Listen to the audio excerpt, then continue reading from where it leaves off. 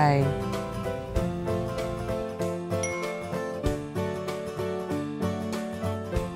Nag-aaral lang.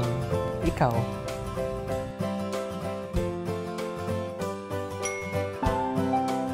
Sendan mo naman ako ng pic. Sure akong cute ka.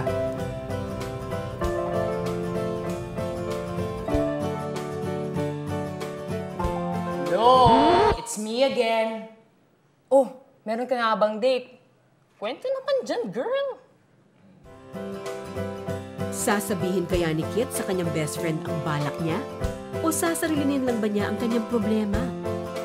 Tunghayan sa susunod na episode.